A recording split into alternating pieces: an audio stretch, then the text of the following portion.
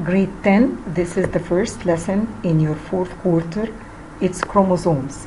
We are going to explain the chromosomes and meiosis. This is chapter 6. We're going to start with chapter 6, section 1. Chapter 6, section 1, we're introducing the idea of chromosomes. Remember when we said that the chromosomes are present inside the nucleus and they carry their genetic material. So the chromosomes are technically your software.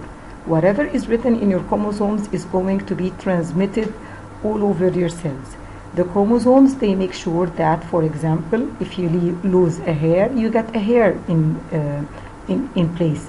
If you lose a nail, you get a nail in place. If you lose skin, you get skin in place.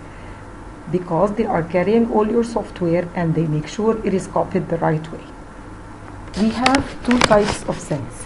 We have two types of cells in our bodies. First of all, we have the somatic cells.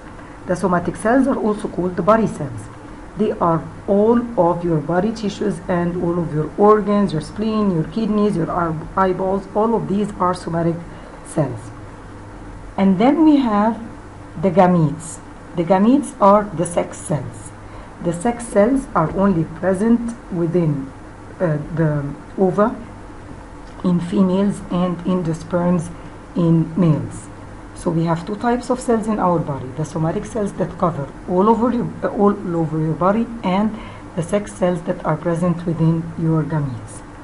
The main difference between the somatic and the sex cells is that the somatic cells, they have a full number of chromosomes. So for example, if I take a sample from you now and I want to test it under the microscope, I'm going to find 46 chromosomes. But if I take a sample from one of the sex cells, if I take an ovum or a sperm, it is only going to contain half the number of chromosomes. This is why we say that the somatic cells have diploid number, double diploid number of chromosomes, because they have double the number of chromosomes that's present in the gametes or the sex cells. And the sex cells, they have haploid number of chromosomes. Haploid means that they have half the number of chromosomes. Why do we have half the number of chromosomes within the gametes? Because when the gametes are going to, when the ovum is going to meet the sperm, they are going to reach the full number of chromosomes.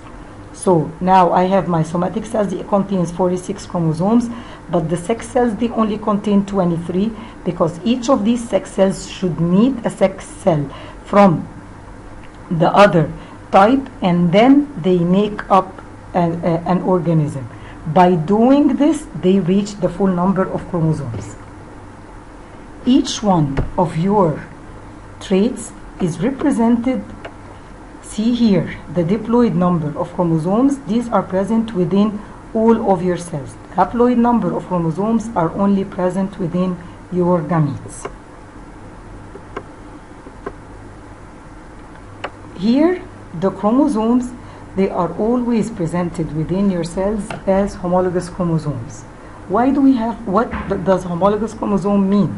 Homologous chromosomes, they are two chromosomes, one inherited from the mother and one inherited from the father. They have the same length, they have the same shape, they have the same appearance, and they mostly do the same thing. For example, your skin color is determined by a chromosome from your mom and a chromosome from your dad. Your hair color, your eyes color, your height, each and every one of these is represented by two homologous chromosomes. They are homologous because they are similar. Okay, so these similar chromosomes, each of them, they carry the trait from one of your parents, and then the net result is the color or the shape that you see on you. The chromosomes that are present inside the cells, they are called autosomes. And then we have the rest, the sex chromosomes, they are separate. What does this mean? So, as I said, if we count, for us human, we have 46 chromosomes. Of these 46 chromosomes, we have 44 autosomes.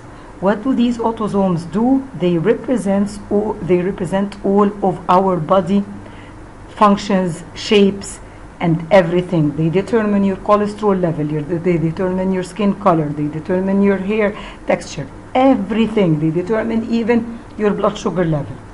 And then we have 2 chromosomes that determine sex.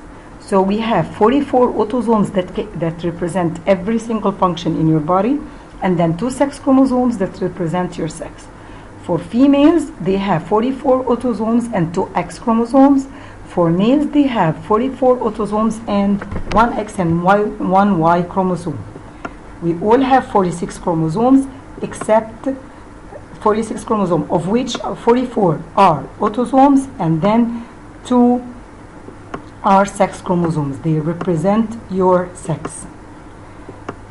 Okay, we're going to talk now about the haploid and the diploid cells. Remember, the haploid cells mean that they have half the number of chromosomes, and the diploid cells means that they have double the number of chromosomes.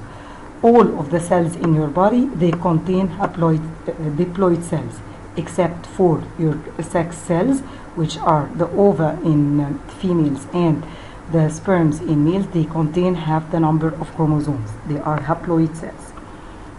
These haploid cells, during fertilization, which means that the ovum is going to meet the sperm, they are going to lead to the formation of a full human with a full number of chromosomes.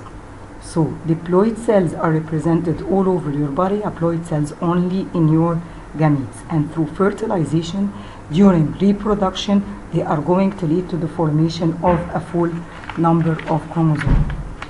These are all the information you need to know for this section of the chapter. The rest will be in the following session.